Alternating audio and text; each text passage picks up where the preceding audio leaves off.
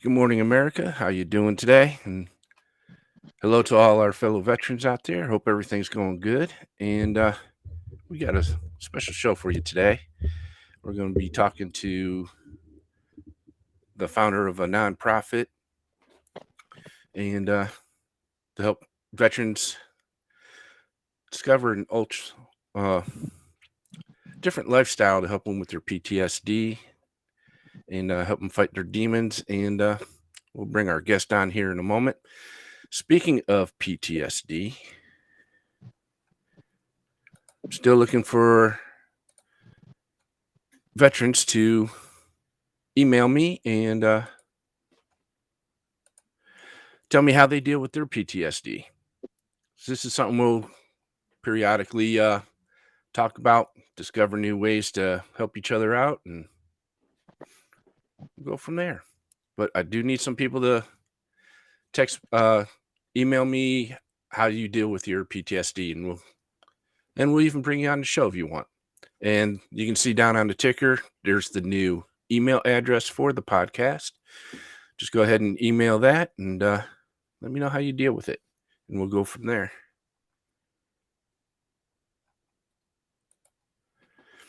All right. And now, what I like to do is introduce Mr. Ryan Timmermans from Veterans Off Grid. He is an Army veteran, and he is the founder of a nonprofit, which I just said is Veterans Off Grid. And welcome to the show, Ryan. Thank you for having me. Hi, you're very welcome. Thank you for coming on. And can you explain to us what Veterans Off Grid is? Of course. So, Veterans Off Grid is designed to be almost a refuge for veterans, where we can feel normal again. Oftentimes reintegrating back into society after your service, coming back from war, it's a challenge to reintegrate into the society that we left, and everything feels strange and foreign, like an alien in your own country. At least that was my experience. I did not feel comfortable. I did not feel like the country was the same that I left it when I went to Afghanistan. And so I bought 50 acres out here in Taos, New Mexico, and I learned how to build these amazing structures called earth ships that provide our own power, our own food, our own water, from catching it, when it rains. And even though it only rains 9 inches here, we have enough water to take care of ourselves and the plants that we are raising for food. We treat our own waste. It heats and cools itself without an HVAC system. So it stays 70 degrees inside the house, whether it's negative 20 or 120 outside, just through natural passive heating and cooling techniques. And we use recycled materials like tires, like you can see in the background here. We've got a tire structure that's pounded full of earth, and then you've got conventional framing on the front face. This is facing south, and so that's how, when it's negative 20 here, the building heats itself because the sun comes in and heats the building, and then that tire work acts as thermal mass, and so it basically bleeds off during the night. So you stay a comfortable 70 degrees in your house in the middle of winter. Ah, sounds awesome. And what year did you found Veterans Off Grid? 2017, in March, and I bought this land in October 30th, 2017. And I realized, like, if I'm not going to put my money where my mouth is, how can I expect other people to support me? And so I took inspiration from Kevin Costner in the Field of Dreams, and he said, "If you build it, they will come." And I bought 50 acres on the side of a hill here, and it's just gorgeous. One of my veterans was just telling me today that he was watching the sunrise, and he said there was like 3 different sunrises. It was magnificent, and the sunsets are just as magnificent. And I started building, and then people started coming, and this is our first fully operational structure. Will be our fully operational structure with plumbing and everything that a modern house you would think is comfortable. Right now, we've got a couple of small houses that we built up on the hill. I don't know if you guys are able to see that or not, but those are like 120 square feet, and those stay about 55 to 60 degrees during the winter. You put a couple candles in it, and all of a sudden you're back at 70 degrees. And we built those out of hyper adobe and super adobe. So we want to teach people how to build sustainably and not just stick built construction that needs to be replaced every 40 50 years or completely renovated and gutted and that kind of stuff. Earthships technically, I mean, they will last. Those tires out in the sun will last 2,000 years. And there's only three things that break down tires: air, water, and sunlight. If you coat them in cement or adobe, now all of a sudden you've got a structure that's going to stay 10,000 years. No termites will eat it, and it will help you when you most need it. When it's negative 20 degrees outside and you're freezing, you have this little sanctuary that keeps you alive. And then we've got an underground greenhouse that we're constructing at the same time. So now the veteran who's going to live here can actually raise in 900 square feet all the food that we need to supplement, fresh veggies, to get us through the winters. Because being out here, with the summers being so dry and hot, and the winters being so cold, farming is really, really tough. I think New Mexico imports 92% of their food, and that's not sustainable if No. there's a disaster or Right. something. And so we're making sure that we have enough food to eat and to share. And you mentioned underground. What Mm-hmm. what is the name of that structure? That's called a wallapini. And I can't remember if it was started in Peru or Bolivia. I think Bolivia, and it basically means a place of warmth. Wallapini is a dialect of a tribe in Bolivia. And I think an institute went down there and helped them to determine how to farm at 14,000 feet elevation. Their seasons were really harsh as well. And Richard's coming on site right now, and he's helping us to build this. Richard's a veteran from California that came this February, and he braved the weather. This is Richard Cottrell. Hi there. All right, Richard, how you doing today? Good. And I understand you're one of the veterans that live out there at Veterans Off Grid. Yeah, I'm very fortunate to be here. Yes, I am. And how long have you been there? I've been here since approximately, I believe it was the end of March. I've become February. Yeah. Feel real fortunate to be here. I guess I already said that. Questions? Yeah, and what was it that made you decide to join Ryan and his group there? I've been living on the West Coast for the last 20 years and seeing the devastation. So many people living wherever they could find shelter and shelter from the authorities and just trying to live.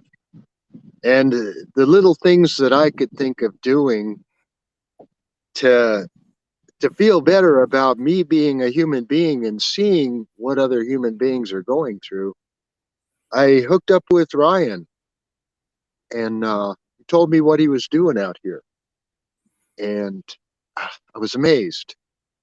I have some of the skills that he needs to do this, and he has a genuine solution to the homeless problem as I see it, which is to give people an opportunity to learn or practice skills. So at the end of the day, you can go in and sit down and say, I respect myself. So this opportunity to be here this close to nature, trying to help other veterans, myself included, establish a route. Uh, I just couldn't be more pleased. Uh, I'm engaged in state of the art, off grid, sustainable building, uh, and the most incredible, open hearted people I've ever met in my life. So I can't say anything more. All right. And you said you lived out on the West Coast. Was that in California? Yes. All right. Yeah, I was stationed out in California for 8 years, and yeah, this got You're Marine? pretty big. No, I'm a Air Force, Air and Force. yeah, so there is a huge homeless population in Oh, California. That is for sure, and a lot of that yeah. is veterans. And when you made the decision to move to Veterans Off Grid, were there any obstacles from getting from California to New Mexico? Uh, you know, I I got myself buried in the sand at the Salton Sea. I was very curious. I'd never seen the Salton Sea before. Mhm. Ryan had a little delay in his projects schedule, and I figured, well, I'll go see what this. I guess it's a super fun cleanup site now. I'll go see what it's about, and I got myself buried in the sand. Uh, it actually took my sitting in quiet contemplation for over a month, going to fetch my water. There was an Indian casino within walking distance. I'm stuck in the sand, so I figure, here I am. What do I do? And I didn't really have much to do except explore what some people might call the world of prayer. Uh, I would just call it reality because asking for help in a situation that I was stranded. I mean, there's no AAA going to come out there. There is, fortunately, a couple off-roaders came along. The first one pulled me out. Truck got hijacked that night. It got pulled out away from where I had been camping. No battery. Well, there I am for another couple of weeks. Help me. Please help me. I don't know what to do. What do I need to learn? Do I need to learn to be patient? What is my path? Guy comes along, says, "What do you need? Some help out here? I see you're stranded out here." And I said, "Yeah, I am. No battery." He said, "I'll be back in a few days. My buddy's got a battery on his bench. We'll see if it holds a charge." A couple of days went by, and here's this guy going, "Okay, I'm out of here. I'm off to Veterans Off Grid." Put the battery in the battery case and click the ignition, and it goes click, click, click, click, click. So it didn't hold a charge. So a couple of days later, walking for my water at the casino, found a solar panel laying on the side of the road that I guess blew off somebody's truck. So there I had the gift of the tool that I needed to hook it up to the truck, get the battery charged up, hit the road. And I'm an older man. I'm 72 years old. I think to myself, you're only going to allow yourself to drive for 6 or 8 hours. It was a 22-hour drive. Pulled over to the side of the road, and I just could not rest. I just felt so compelled to be here. So I got here in 22 hours because I don't think I've ever felt a direction so strongly in my life. And here I am, and I couldn't be happier. Good, good. All right. And when you arrived, were you um given shelter right away, some food right I was away, or given shelter right away. Yes. all right? And are there any restrictions? I wouldn't say restrictions. Are there any requirements that you have to meet in order to stay there? Yeah, they're You want me to field that one? probably be better. Yeah. Uh, I don't feel restrained in any way at all. However, my intention is to come here and help. And, uh, my intention is to attempt and fulfill my desire to help something Uh, bigger than myself. And I have no problem fitting in with the requirements. all I'm right. pleased. So it's like service all over again, military service all over again. And my heart is in it. So I'll let Ryan explain the rest to you. All right. Thank you. Thank you. So right now, um, like we're looking for veterans who lack purpose. They want to give back. They don't know how. They're kind of adrift. They're lost. I was lost. This is what helped me to heal. Is this mission that I'm on to help my brothers and my sisters. However, we can't um, uh, provide all the services that people might need if they have an addiction to hard drugs or things like that. Um, we're not the place for them, not yet. What I need is people who are committed and they want to be part of a solution. They want to be part of a community that helps each other. And we do have some community agreements that, through the 5 years, I've learned, just I think people do best when we have like a shared culture and shared guidelines where we can help each other to keep those guidelines and help each other to, to really grow and progress on our own path. In the past we've had problems. I have no problems with drinking,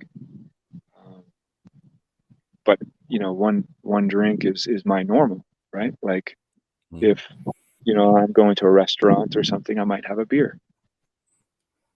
I didn't have that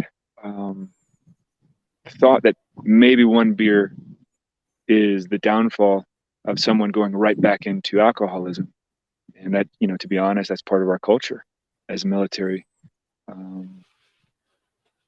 The military has a drinking culture where no one wants to be left in the barracks. And so they go out and then they have one drink, then two drinks, then three drinks, and we're in a high mortality profession.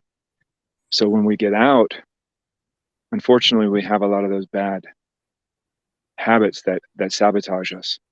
So we are a dry spot. Like people can go somewhere else and drink. They just can't bring that back. Okay.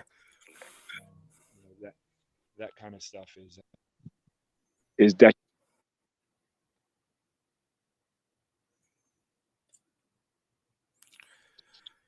All right. Looks like there he is. All right. And Sorry, I got a phone call. that's all right. And now, when you first started or were planning to start Veterans Off Grid, it looks as though you had run into some problems getting it started. Can you elaborate on that a little bit? Yeah, I mean, I I came out here under contract with a piece of land. It was 40 acres. It was a beautiful spot. And, I came out with my fifth wheel and my truck, loaded up all my stuff, rented out my house. So I really have no retreat. I kind of burned my ships, so to speak. And I pull up and I parked my fifth wheel and it looks like everything is good. Title work was taking some time, and our expiration contract was coming up. And so my real estate agent contacted the other real estate agent to extend the contract, except he died that night. And the seller was like, well, I'm not going to sell you the land anymore because he was my friend, and that's the only reason I was selling it, is because he needed a sale. And so I literally was homeless. So I drove my fifth wheel to a local RV spot and looked for some more land. I'm gonna move because construction's starting and it's gonna start getting loud.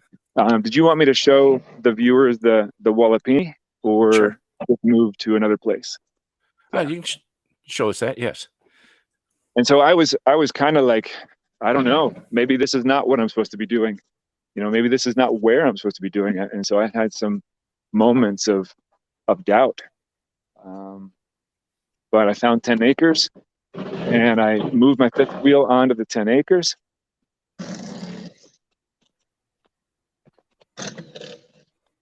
This right here is the Wallapini. That's going to be a pony wall right there. And that's our hoop house right up here. We get about 1, maybe 2 seasons out of that. And then this Wallapini will be a 4-season growth spot. And it's facing south, so that's going to be a clear roof. The sunlight's going to come in and warm that spot. So even at negative 20 degrees, we can grow papayas, mangoes. It doesn't matter what we grow. It will thrive in that spot. And we just finished the finish coat yesterday. But I moved to the 10 acres with my fifth wheel. And then the county told me that I can't live on my own land in a fifth wheel. That's illegal. And I'd be facing eviction if I stayed. And I was like, wait a second. I have refrigeration. I have heat. I have electricity. I have everything that I need on this off-grid property, through off. They said, it doesn't matter. And so I was very confused. I went to Afghanistan for 3 years to defend people's freedom. And here I am being threatened with eviction from my own land. And I thought the American dream was alive and well. And it seems like we've created a whole bureaucracy and a whole bunch of rules that prohibit people from living how they want to live. And are we the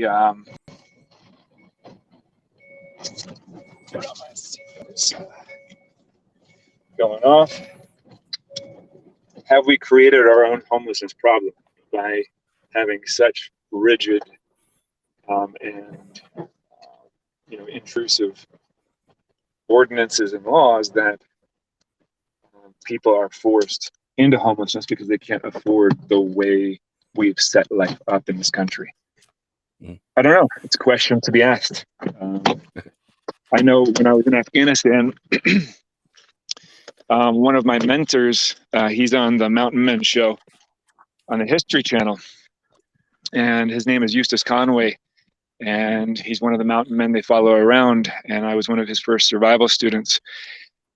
When I was in Afghanistan, the county said that he was in violation of the ordinances and the code because he didn't have outlets every 4 feet in his homes. Well, he didn't have electricity in his homes. He's teaching people how people used to live, and you could stay in the cabin with no electricity, and you could see what life was like and how to live off the land. And the county was going to use eminent domain to steal his 500 acres and sell it to a developer so they could have 500 McMansions and increase the tax base.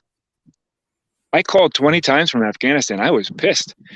The whole reason I went to college in that town was because of this guy. The whole reason that I have this second part of my mission, 1 is to help veterans, yes, but 2 is to help the environment and to help the planet through building sustainably. That came from him. And so I called from Afghanistan, and I left voicemail after voicemail after voicemail. because it just seemed wrong to me that the government could come in and steal someone's land because they don't do things the way they want it to be done. I don't know. So yeah, I had some challenges in being out here. Everything is kind of designed to kill you. My dog is recovering from a rattlesnake bite. His head swelled up the size of a football, and he started bleeding all over the place a couple of days ago, and he's got a big, huge, gaping wound from the rattlesnake bite. So rattlesnakes, I've caught about 18 on this property, and I'll put it in a bucket and transport it back to the national forest.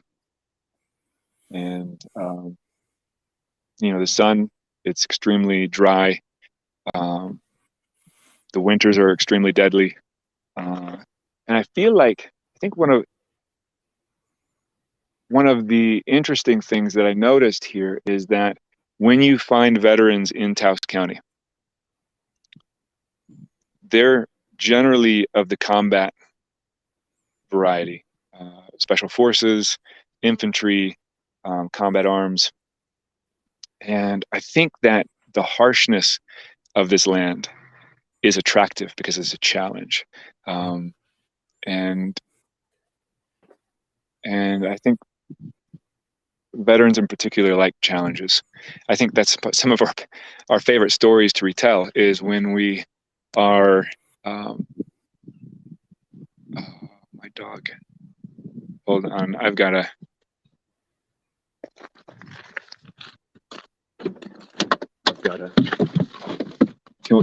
know how to put it on pause, but I left her with a babysitter. Left him with a babysitter, and he is yelping. All right. But go ahead and ask me another question. All right. Now, what is the goal of Veterans Off Grid? We have two main missions. One is to help veterans, and two is to help the planet. If you wanted to be succinct about that, easy to remember, helping veterans and helping the planet. But how we do that, that's the details.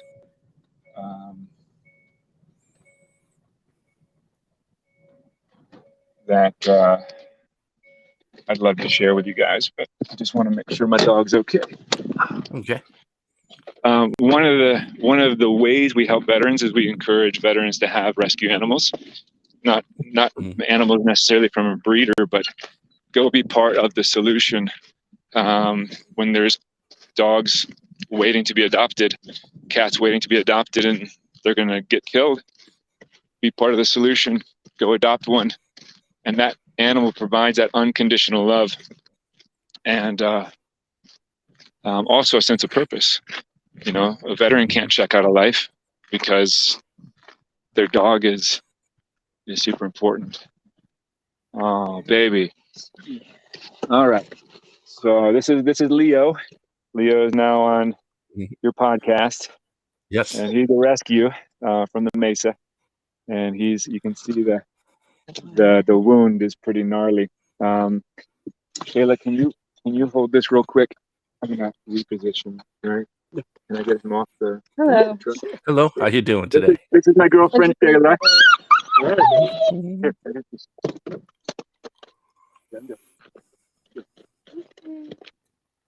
You are the property.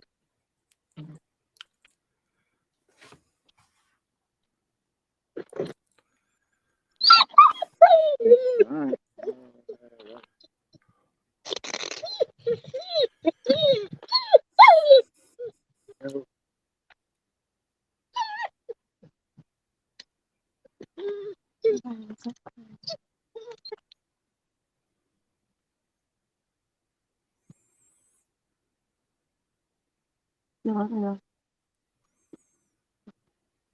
It's okay. It's all right. It's okay.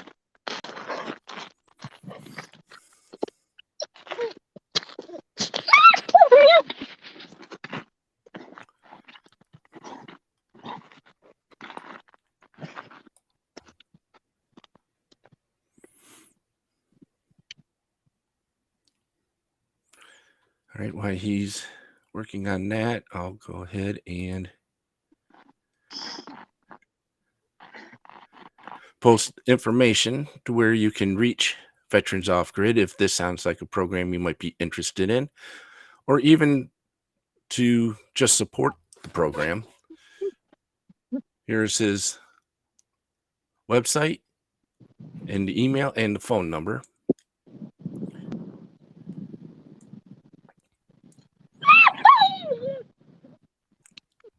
Some more duct tape.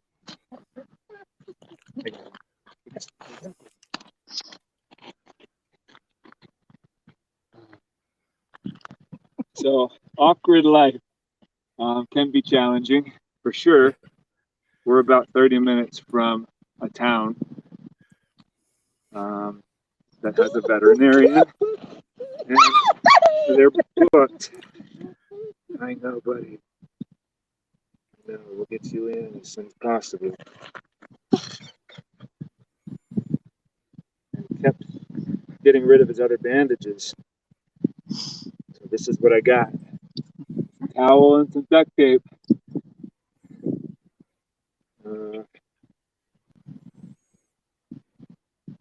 But this is part of the experience at Veterans Off Grid. If people would like to bring their pets, we're pet friendly. A lot of homeless shelters, you can't bring a pet. But a lot of times that's what's keeping a veteran alive, is that responsibility to that animal. And there you go, buddy. We got you.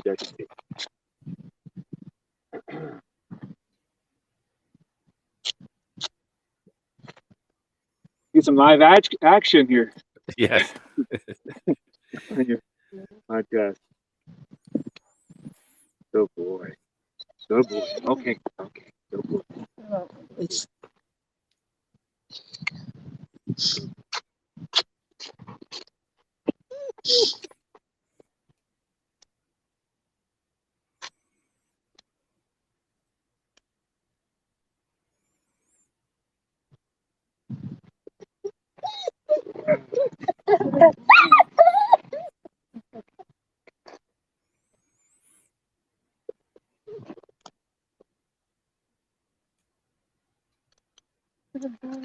Woo. All right. I'm back.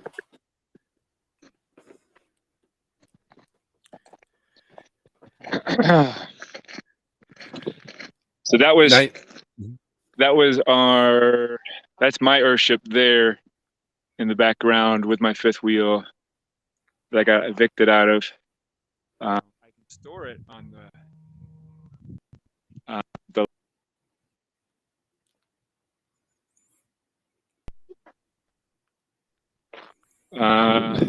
those are two of our yurts. I don't know if you can see that. Everything's backwards. This camera. Yeah. Yeah, we can Two see of our those. yurts. And then that's our outdoor kitchen that we're going to be enclosing. That's actually going to be our healing spot where people can do yoga and Reiki and have AA meetings and, classroom space and, anything that we,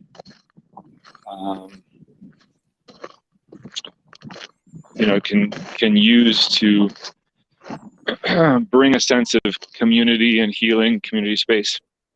And we tried the open concept, like an open kitchen and an open space, but the winds here are 70, 80 mile per hour sometimes. And so it's just really, it's really tough. Because you got dust blowing around and it's just not comfortable when the rain is going sideways and you're trying to cook. So we're going to enclose that space. And then this is our little Hyper Adobe, which is actually made out of the bags that you get from the store that you get your lemons in, your limes. And I created a house, just putting dirt in it. And we also put crushed glass in the mix, in the Adobe mix, because people aren't going to stop drinking beer. And if you look here, our road is made out of glass. Can you see that? Yes. And so this keeps our road good, despite torrential rains. It does amazing to keep our roads in good condition. And we're helping the planet at the same time by helping to recycle. You know, small towns, they say they recycle, but most often they just throw it in the dump because there's no end user for the product and it's too expensive to ship glass. So helping the planet and helping veterans are our two main goals. On our website, we have really 23 different ways that we attempt to help veterans. You know, if you remember your military service, you're probably going to remember doing a lot of PT. Yes. And, you know, your endorphins are going, you know, it's really healthy for you, but also it's forced. So you're being forced to exercise, sometimes till you puke, and that's not the fun part. So we left that out of the program at Veterans Off Grid. Instead, we build houses for veterans in need. And we use earth to do it. And those tires, each one had probably 3 wheelbarrows of earth in it.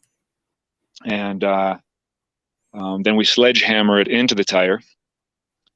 And working with a sledgehammer for 8 hours a day. Like, do you remember in basic training, getting to the end of the day, doing 12-hour, 16-hour days, 60 snoring dudes around you, Yes. and you sleep like a baby? Yes. So if you exhaust the body, you can sleep. Veterans oftentimes have trouble sleeping. So if we can help them sleep through that service aspect of exercise, then all of a sudden their brain starts to heal. And now we're eating non-GMO or pesticide-free food. That's treating our brains. It's helping our body. We're doing things together because in the military, oftentimes, you know, we were part of a team and we could count on that team to get that mission done. But when we get out, everything seems like an insurmountable mountain. Even simple tasks can sometimes be paralyzing. I remember coming back from Afghanistan, I went to the supermarket and there was a whole aisle just for laundry detergent. Yeah. And I was like, how do I choose from an entire aisle of different colors and powers and smells and sizes, price points? And I shook myself and I was like, you've done this before. Like, just grab the Tide and go. You know, in Afghanistan, you had one choice and you might have 4 bottles. And if you don't get it quick, you have no choices. Right. And so life was simpler. So as we grow, you know, I chose this particular piece of property because it's on the side of a hill. I can see people 10 minutes before they get here in their vehicles. The Milky Way is amazing. The views are amazing. Nature is amazing. Nature is healing. And so we incorporate nature into our mix. The view is also defensive. Veterans often think defensively. So if I have huge fields of view, I'm safe. If I go to a restaurant, I'm going to have my back to the wall, my eyes to the doors and the windows, so I can observe what's going on around me. So we incorporated that into this. You know, being around other veterans who have been trained the same, that brings down our level of alertness just a tad, because we know other people are also alert. You know, the fact that we're on the side of a mountain, the fact that we produce our own electricity, our own water, our own food, we are as safe as we're going to be. Besides the rattlesnakes, of course. But, you know, all of it works in conjunction with each other. You know, when I went to the VA, they wanted to give me a bunch of pills. And I had friends of mine, they had 20 medications. They couldn't remember which ones they had taken, which ones they hadn't taken. They were interacting. They were drooling on themselves. They were no longer the people that I used to know and deployed with. And there's something interesting when you're taking a medication that says may cause suicide. if we have a suicide epidemic, why are we assigning medications that have warning labels that says may cause suicide? These things don't make sense to me. But we can help veterans through creating a sense of normalcy, being out in nature, providing this off-grid lifestyle, and the challenge that it presents, being around each other, helping each other. Services is huge for veterans off-grid, because every person who is here is asked to give at least 16 hours a week to help the project move forward. That may be building, that may be growing, that may be cooking, that may be whatever they want to do. I ask every veteran when they come, if they had no bills, what would they choose to do with their life that would help the earth or society in large? What would they dedicate their life to? What legacy do they want to leave? What would they get up, crack of dawn, excited to do? And so excited they wouldn't even need to get paid, because that's what they love. If they can find the answer to that question, they're already there. They're already going to be living why they were created for this time and this place, this era that we find ourselves in. If they're living their purpose and they're living their best life, why would they contemplate suicide? And so I try to connect every veteran who's here with their purpose, help them find that. It's different for everybody. And, I had 2 farmers come last year, and so they had an amazing experience putting that hoop house together. And we had 12-foot tomato plants in the middle of the desert. It was incredible. And so that's what we attempt to do. We're in the beginning stages of growth. And so, if you're listening to this podcast and you are lost like I was, where life doesn't make the sense it once did, this place is a special place that could help ground you and give you that purpose that you're striving for, that you're looking for, that you're grasping for, that you haven't been able to find yet. And in the process of helping yourself, you're helping people around you, you're helping the world in general. And this has been my greatest joy and my greatest challenge. It hasn't been easy. It's not easy. I'm not promising that it's going to be easy for anybody who comes this way. But we are making a difference. We are changing lives. And people who have been stabilized, they were homeless and they got stabilized here and they got into some of the government programs. There are government programs to help, but, you have to have a cell phone. You have to have an address. You have to have, 3 months of bureaucracy to navigate, to access it. So how do we get that that space for people so they can then access those programs and move on? So Veterans Off Grid could be a lifetime. If people wanted to come and they want to stay here their entire life, they have no rent, they have no utilities. The buildings take care of those things. But if they only want to be here for a week, a couple days, and they want to help out, that's awesome too. All right. And I'm showing your contact information again, your website, email, and phone number, in case somebody does want to get in contact with you to not only learn more about Veterans Off Grid, but how they can access your community there.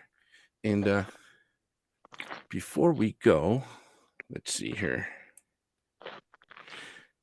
And again, where are you located at again?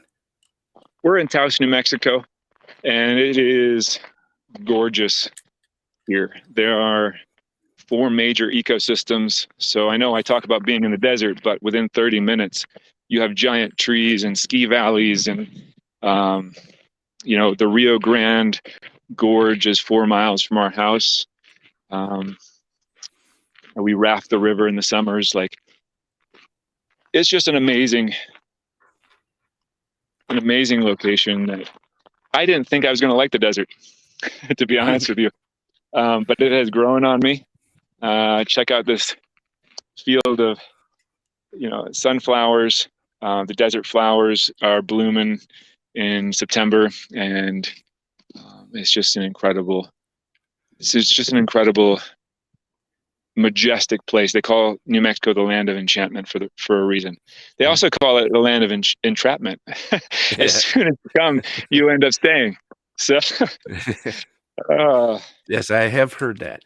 Now, yeah. we have a viewer here who wants to thank you for sharing your work. And he states that newer research into PTSD has shown numerous ways that outdoor environments can help. And he thinks it's awesome on what you're doing, using the environment to help our fellow veterans. So I want to thank our viewer for sharing that information with us. And if you have one last comment about Veterans Off Grid that you would like everybody to know, what is that comment? So, I would say that charging my cell phone here on my car. I think one of our biggest challenges have been finances, to be honest.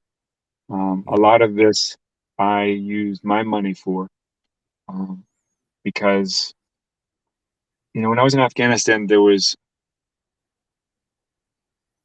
a mission that I was slated for.